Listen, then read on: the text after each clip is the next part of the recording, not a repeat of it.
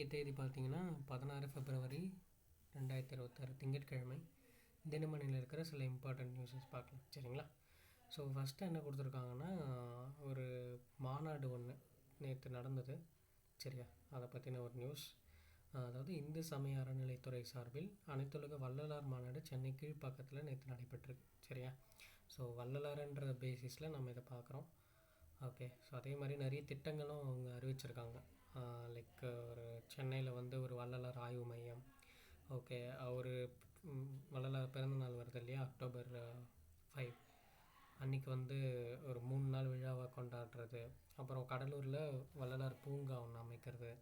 So இந்த மாதிரி வந்து நிறைய ஒரு இனிஷியேட்டிவ் ஸ்கீம்ஸ் பற்றி கொடுத்துருக்காங்க. ஸோ நமக்கு எக்ஸாம் பாயிண்ட் ஆஃப் வியூவில் வள்ளலார் மாநாடு எங்கே நடந்துச்சு, என்னென்ன ஸ்கீம்ஸ்லாம் அறிவிச்சிருந்தாங்க, மேபி ஸ்டேட்மெண்ட்டாக கூட கேட்கலாம், எது ட்ரூ எது ஃபால்ஸ்ன்னு சொல்லிட்டு. ஸோ அதனால் இதை கொஞ்சம் கோத்ரூ பண்ணுங்கள். நமக்கு முக்கியமான பாயிண்ட்ஸ் வந்து பார்த்திங்கன்னா, நினைவு தூண் வந்து ஏகாம்பரநாதர் பள்ளியில் வளாகத்தில் கீழ்ப்பக்கத்தில் உள்ள இந்த ஸ்கூலில் நினைவு தூண் வைக்க போகிறாங்க.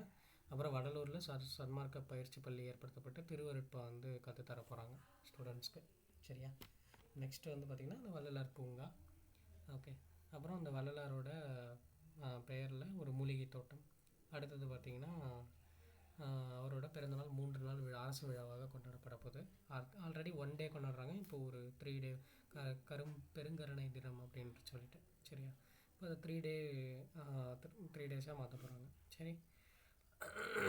ஓகே, ஜஸ்ட் ஒரு த்ரூ ரீட் பண்ணி பாருங்கள், உங்களுக்கு ஐடியா கிடைக்கும். ஓகே, நெக்ஸ்ட்டு பார்த்திங்கன்னா வங்கதேச பிரதமராக தாரிக் ரஹ்மான் நாளை பதவியேற்பு அப்படின்னு கொடுத்துருக்காங்க. ஸோ இந்தியா சார்பில் ஓம் பிர்லா பங்கேற்கிறார் அப்படின்னு சொல்லிட்டு. ஸோ நம்ம ஆல்ரெடி பார்த்துருந்தோம், ஒரு பிஎன்பி கட்சி, ஓகே, பங்களாதேஷ் நேஷ்னல் பார்ட்டின்ற கட்சி. ஸோ இவங்க வந்து ஜெயிச்சு ஒரு பிரதமராக இருக்கார். அது மட்டும் இல்லாமல் இவர் தான் ரொம்ப நாள் கழித்து ஒரு லைக் மேல் பிஎம். ஓகே, ஏன்னா இதுக்கு முன்னாடி ஷேக் ஹசீனா, கலிதா ஜியா இவங்களோட அம்மா, அவங்களும் மாறி மாறி தான் பிரதமராக இருந்திருக்காங்க. இப்போது இடைக்கால பிரதமராக ஒருத்தர் இருக்கார், அவர் வந்து மக்கள் தேர்ந்தெடுக்கல, அவங்க இந்த எமர்ஜென்சி மாதிரி வரவே அவரை போட்டு வச்சுருந்தாங்க. ஏன்னா அவர் நோபல் பரிசெல்லாம் பெற்றிருக்காருன்றதுனால முகமது யூனஸ்ன்றவர் இடைக்கால பிரதமராக இருக்கார். ஓகே, சரி. அடுத்து பார்த்திங்கன்னா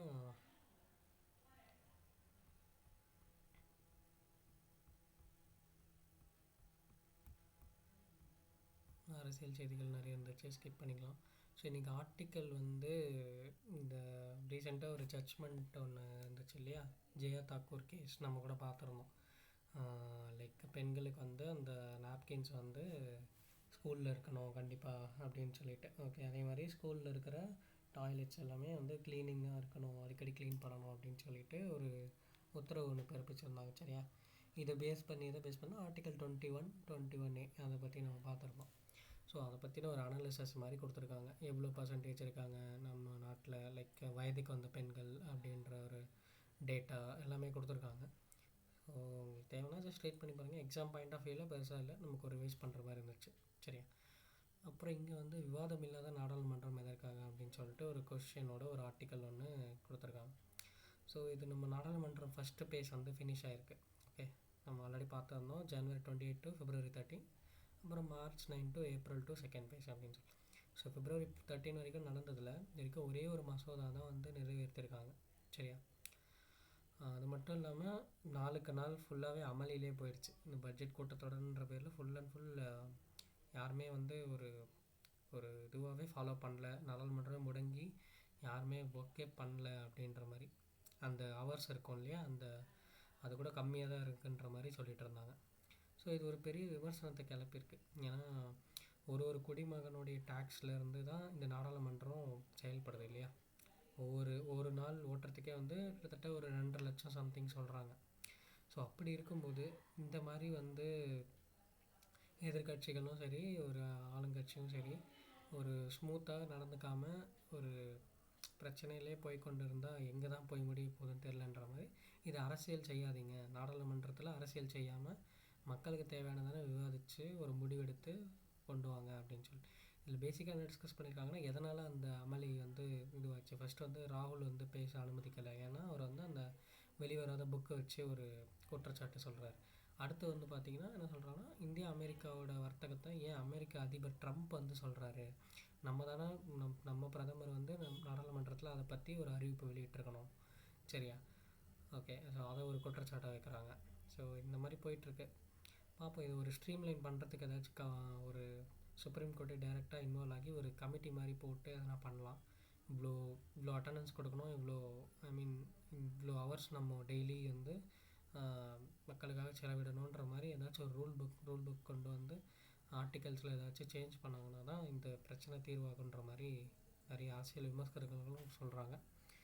ஓகே, நமக்கு எக்ஸாம் பாயிண்ட் ஆஃப் வியூவில் இது பெருசாக தேவைப்படாது, பட் ஒரு ஜென்ரல் நாலேஜ்க்காக நீங்கள் பார்த்துக்கலாம். ஓகே, சரி.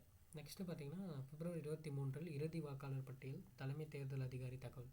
ஸோ ஆல்ரெடி 17th விடுறதா இருந்தாங்க.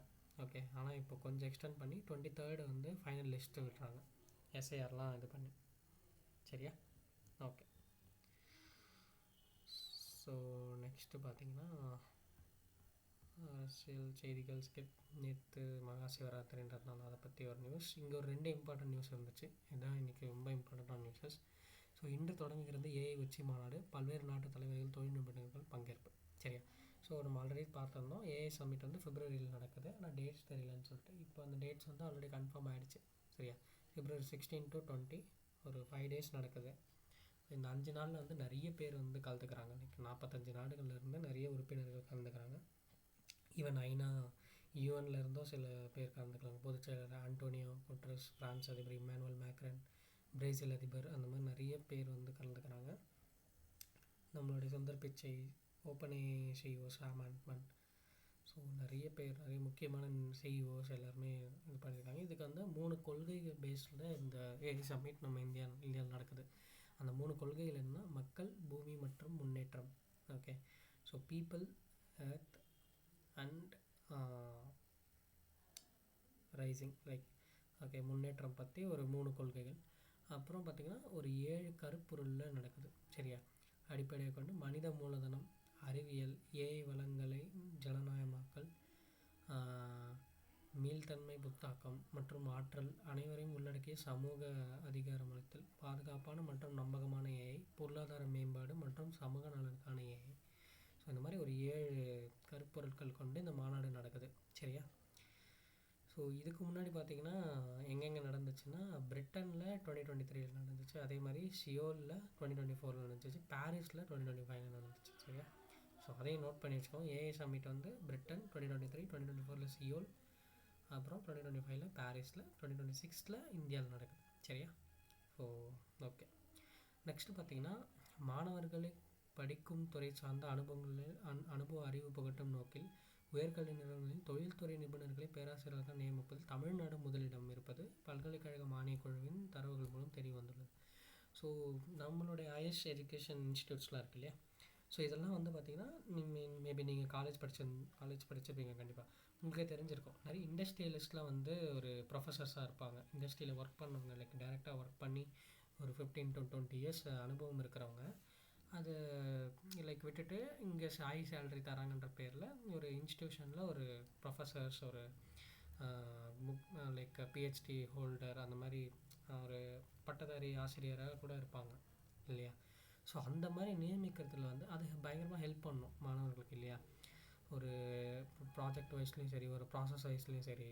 ஏன்னா இண்டஸ்ட்ரியில் என்னென்ன இருக்குன்றது அவங்களுக்கு கண்டிப்பாக தெரிஞ்சிருக்கும், அவங்களுக்கு ஒரு அப் டு டேட்டா வரைக்கும் அவங்களுக்கு எல்லாமே தெரிஞ்சிருக்கும், லைக் ரீசெண்ட் இன்னோவேஷன்ஸ் என்ன. ஸோ அந்த மாதிரி இருக்கிறதுல நியமிக்கிறதுல தமிழ்நாடு ஃபஸ்ட்டு அப்படின்னு சொல்லிட்டு யூஜிசியோட டேட்டா சொல்லுது, சரியா? ஸோ ஜஸ்ட் தெரிஞ்சுக்கோங்க என்ன டேட்டா, என்ன இதில் ஃபஸ்ட்டு அப்படின்றது. ஓகே, நம்ம கன்ஃபியூஸ் ஆகிடக்கூடாது, சரி? ஓகே, இப்போ பார்த்தீங்கன்னா அவ்வளோதான் இன்றைக்கி இருந்த முக்கியமான செய்திகள். வேறு எதுவும் பெருசாக இல்லை. ஸோ நாளைக்கு செய்திகளில் மீட் பண்ணலாம். நன்றி, வணக்கம், தேங்க்யூ.